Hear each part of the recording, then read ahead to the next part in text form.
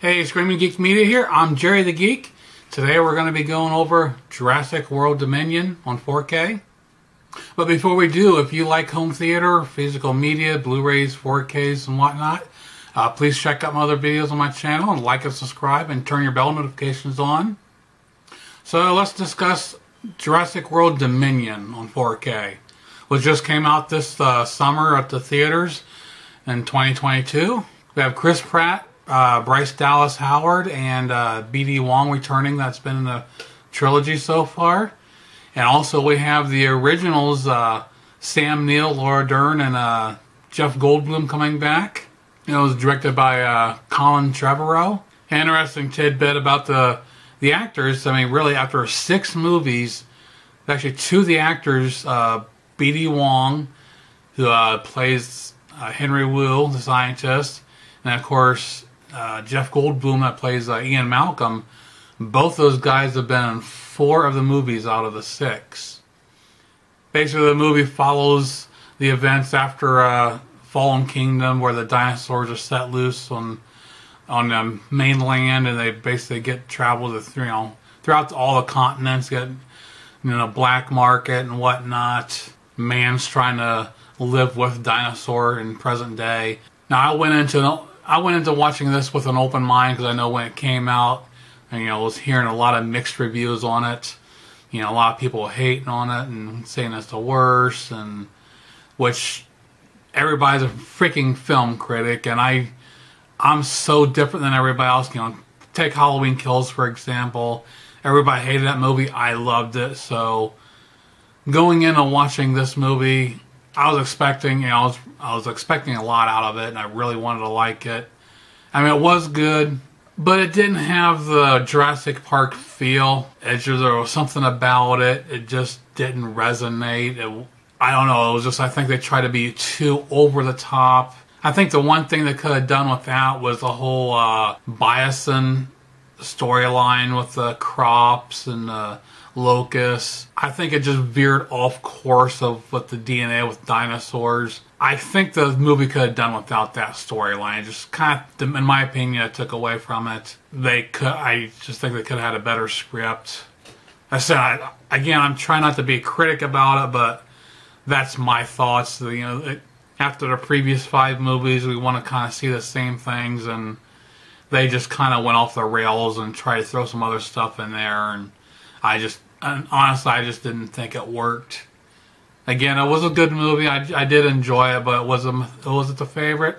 No. It was good to see all the old characters thrown in the mix. But of course, there's one scene I gotta talk about. Dr. Grant and Ellie and Maisie Lockwood. They're trying to get away, and they're in this big tube thingy, and then the power goes out, and then as they're getting out in the caves and tunnels, and they're trying to say they're going to go try and find another way out. Maisie's standing inside and said, no, I'm going to stay here. I'm not going. And Dr. Grant goes, well, that's not reasonable. And she just flips and says, you want to go into a dark tunnel, I want to stay in a bulletproof tube. Who's being unreasonable? I damn near pissed myself. That was so damn funny, just the way it came across. I wasn't expecting it. Again, it was an enjoyable movie, but I think I have to agree with everyone else, expecting much more out of it. It'll be interesting to see what happens in the future. So I know they said this was the last one, but at the same time, before this, when we were first filming this one, I read reports that they weren't against continuing the franchise in the future. They had no plans, but they weren't against it. So I'll have to wait and see what happens, especially if they can explore the idea of the island of Site B, Isla Sorna. That was only briefly mentioned in this, where some of the dinosaurs came from.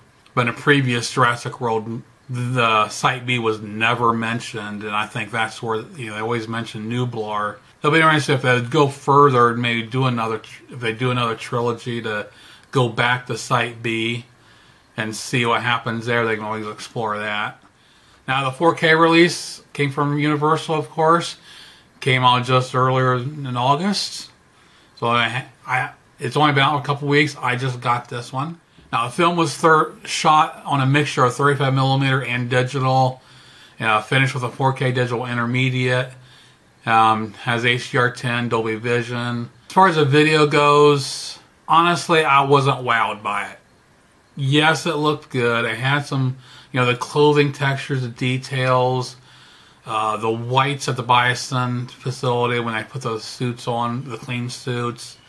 There was a lot of good detail there and at times, and a couple pops of color. There's not a whole lot of color in the movie, but I think there's just too much digital. It just didn't have the feel, didn't have the organic film feel that the originals did. Even the first two Jurassic Worlds looked better than this. I don't know. It just didn't come across to me. It didn't wow me. I was expected to be blown away, but it just didn't cut it. It just seemed like, oh yeah, that looks good. Okay, whatever. Nothing to write home about. Again, I just think it was just too much digital. And the differences between a Blu-ray and 4K, very, very minimal. I say that almost every review, but this one being a brand new movie, there's very little differences between the two. Only you get your little minor upticks in the detail, whatever, which, there wasn't a whole lot to begin with, in my opinion. So take a look at the screenshots here, comparing the Blu-ray and the 4K. And we'll come back afterwards and talk about the audio, packaging, and bonus features. So we'll see you in a couple minutes.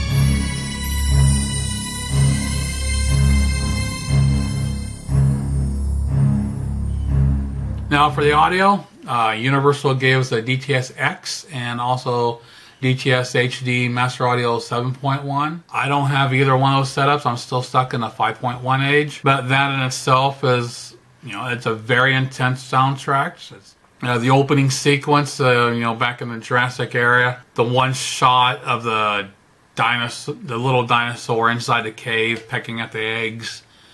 It sounds really good. You got the subtle sounds, you can hear the echoes, and it feels like you're actually there in the cave. And, everything's the atmosphere around you. And as the dinosaurs are migrating, the really good deep bass, and that deep bass follows throughout the movie when needed. Again, decent surrounds and provide some good atmosphere, especially in the jungle scenes. But nothing spectacular that you would expect, And the score is pretty decent. It wasn't done by John Williams. He did the original themes, which are used. But the new score is done by Michael Giacchino. I probably butchered that, but oh well. If you've watched any of my other videos, I'm really good at butchering names. But overall, it's a really good, decent soundtrack. Now for the packaging, this came with a slip case, which you all know that I hate slip cases, so this is going by.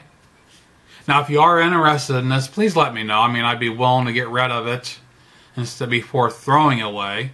And it's not like I really want to make anything on it, but I would probably think media mail is usually $3.50 to send something. So, if you're interested, I'd charge you $4 or $5. I know that people sell slipcases for a lot more on eBay, and I don't go through the hassle. I throw all mine away. So, if you're interested in the slip cover, please let me know, or it's going in the landfill. That is a standard keep case. At the Blu-ray and 4K, different artwork on each. Now I do have a custom cover I will be putting on this that I've got designed to match the rest of my Jurassic covers. Which if you want to see those, check out my custom cover videos. Forget, it might have been the first one I did, the Jurassic Parks. Also, I have a link below if you want to check out other covers. HighResCovers.net. They got thousands and thousands of covers for 4K, Blu-ray, and DVD. Labels. They got resources if you want to design your own. But it's worth checking them out. You can, I think it's about $22 a year.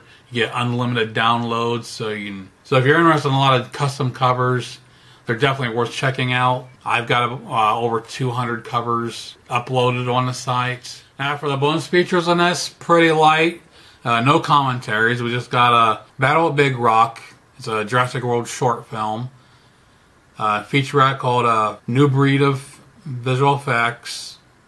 Then we have a 45-minute look at the making of the film called Dinosaurs Among Us Inside Jurassic World Domination. So pretty skimpy there compared to the rest of them. I would expect a little bit more from Universal. It's really odd that it doesn't have a commentary. I think about 99.9% of the releases have commentaries. So very odd that this does not. So overall, I think Universal kind of dropped the ball with this release.